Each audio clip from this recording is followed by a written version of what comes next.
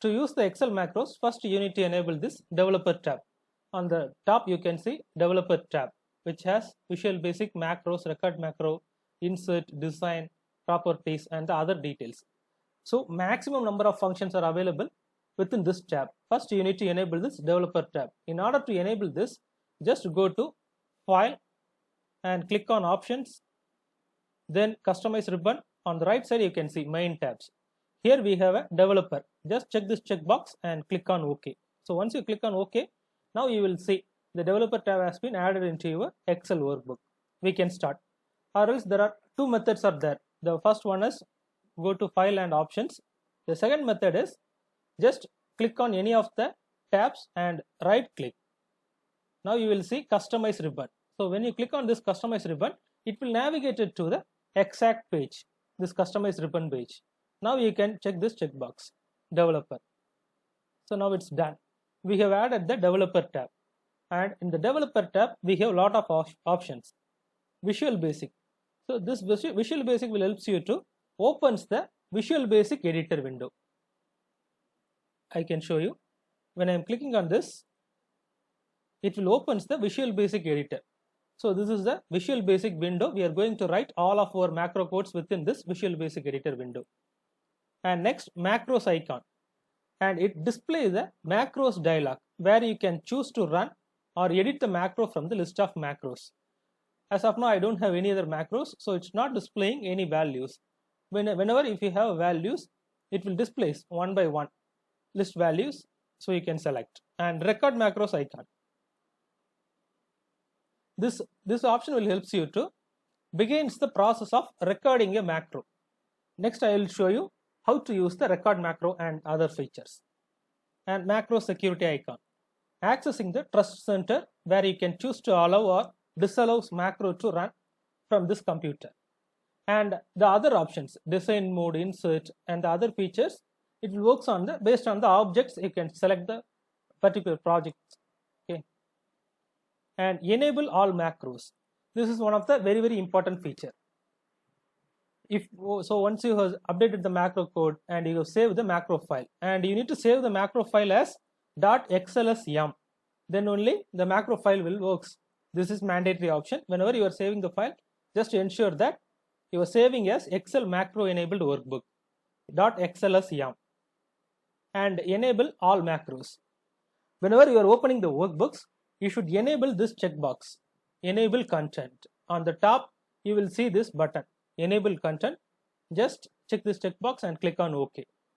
Then only you can run the macros, or else you will see some of the errors. And in order to open the Visual Basic editor, press Alt F11 or click on the developer tab and click on Visual Basic icon. There are two options are there.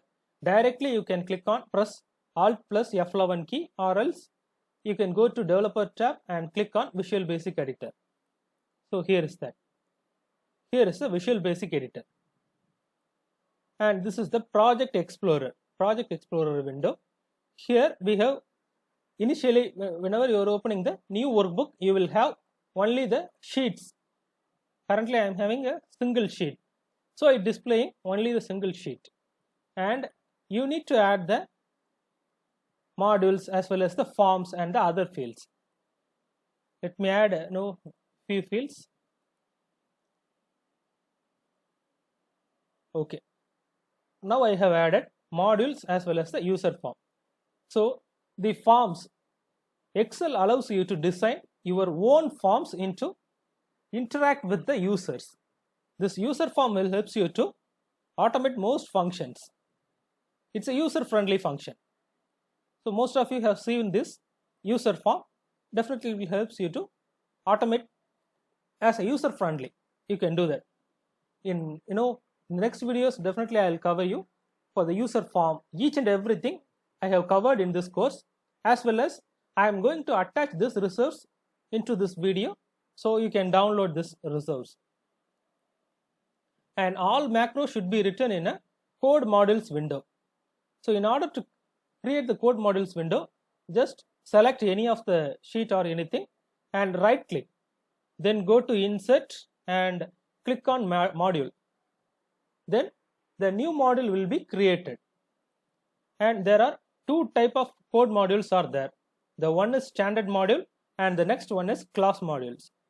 So when you are inserting, you can see the module and the class module. The module is called as standard module and the other one is class module. So maximum we are using the standard module only. Class module, you need a expertise. Maximum we are not using this class modules. Here is the procedure to add the modules. Navigate to insert, click on module. So once it's the initial way is module 1. Next you can change the name itself. Next I will show you. So within the modules we can write VBA code and the code is written within the procedure. The properties window. So in order to open the properties window, go to view and properties window, or else just directly you can press F4. It will open the property window. Now if you want to change the module name, yeah, you can change that. Test, press enter. Now you can see the module name has been changed. So here is that how to create the modules and the user form, everything I have mentioned in this workbook. So you can download and use this.